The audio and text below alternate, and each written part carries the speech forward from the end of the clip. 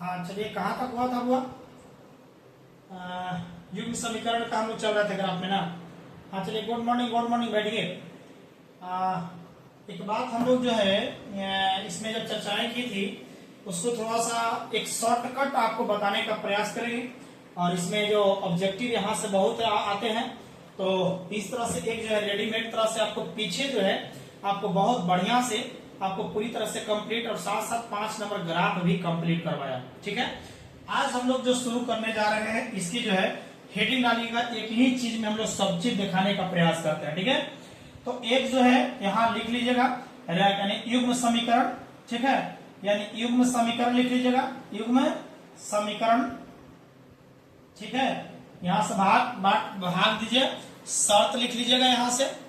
उसके बाद में शर्त लिख लीजिएगा, हलों की संख्या लिख लीजिएगा, हलों की संख्या लिख लीजिएगा। और उसके बाद हलों की संख्या होगा, युग्म लिख लीजिएगा, युग्म लिख लीजिएगा। ठीक है, और युग्म होगा, युग्म समीकरण तो हो गया ना हुआ, शर्त हो गया, हलों की संख्या हो गया। उसके बाद में हम लोग रेखाएं लिख लीजिएगा, रेखाएं लिख लीजिएगा एक। उसके बाद में संगत और असंगत लिख लीजिएगा, असंगत। ठीक है, और उसके बाद में ये जो है इतना पॉइंट आपने यदि कंप्लीट होता है तो समझ लीजिए क्लियर हो गया। ठीक है, जब हम मान लेते हैं कि युग्म आपके पास में है, समझ लीजिएगा, यानी आपको a1x प्लस b1y और प्लस c1 बराबर 0 समीकरण दिया है, a2x प्लस b2y और प्लस c2 बराबर 0 दिया गया। दो समीकरण हो गया ना हो। तो इसका जब शर्त आ जाए, मान लेते हैं कि शर्त आपको दिया गया है कि पूरा में समझ लीजिएगा। जब शर्त है कि यानी मान लेते हैं कि a1 बटा a2, a1 बटा a2 और बराबर, ये दोनों आपस में बराबर नहीं है। जो चर है x y वाला, इसके जो अचर पद है बराबर नहीं हो जाए, मतलब b1 और b2 के, या बाद वाला बराबर हो चाहे नहीं, हमारा कोई मतलब नहीं है, पहले चर वाला को बराबर है कि नहीं है। यदि दोनों पार्ट पहले वाला बराबर नहीं रहे तो समझ लेना कि उसका हलों की संख्या 1 होती है, एक और केवल 1 होती है जी, एक और केवल 1 होती है। ठीक है, उसके बाद में हम लोग इसका जब रेखाएं लिखेगा तो इसका रेखाएं जो है एक दूसरे को काटती है, ऐसे काटती है, कहीं नहीं कहीं काट के रखेगा इसको, अर्थात यह प्रतिच्छेदी है। कौन सा रेखी है? प्रतिच्छेदी रेखाएं हो जाएगा। और जिसका हल तो एगो मिल रहा है, जिसका हल निकलता है उसका मान होता है, बोलो कुछ होगा संगत हल। ये पहला नंबर कंप्लीट हुआ। ठीक है, जब हम मान के चलते हैं दूसरे नंबर की बात करते हैं कि जब a1 बटा a2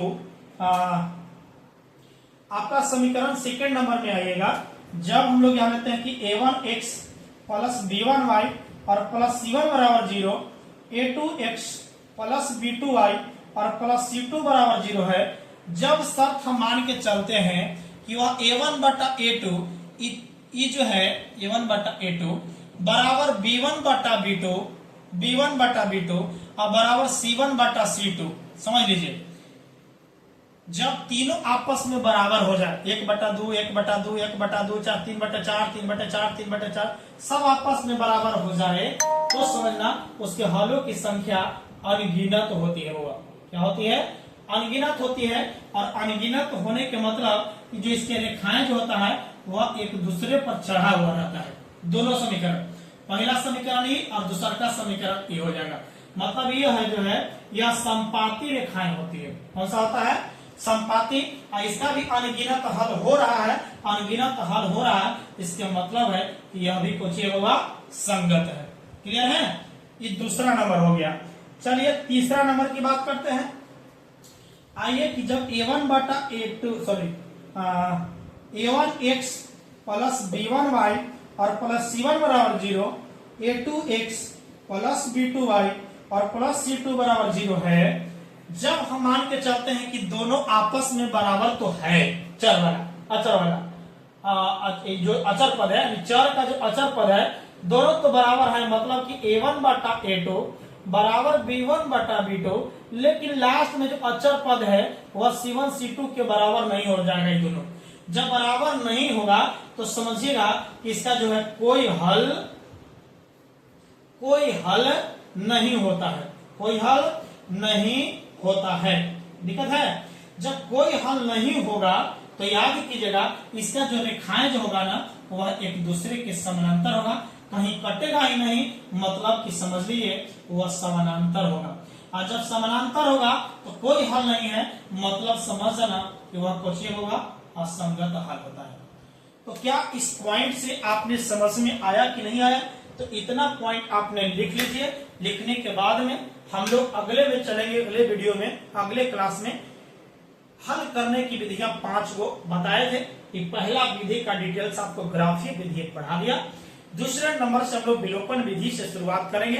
5 वो और बचा है, पांचों विधि से आप लोग को पढ़ाने का प्रयास करेंगे। ठीक है, तो जितने लोग हैं साथी लोग सपोर्ट कीजिए। डायरेक्ट लाइव चाहते हैं इस तरह की क्लास, तो आप लोग क्या कीजिए कि आप लोग सब्सक्राइब जरूर कीजिए। आपको लगभग 1 से 200 और सब्सक्राइबर की जरूरत है। आपने इतना करते हैं तो काम कंप्लीट होता है, फिर आप लोग के साथ लाइव आकर के मजा लेंगे। ठीक है, तो चलिए मिलते हैं अगले क्लासों में। तो जितने भी है सब्सक्राइब जरूर कीजिए। धन्यवाद। Okay, bye.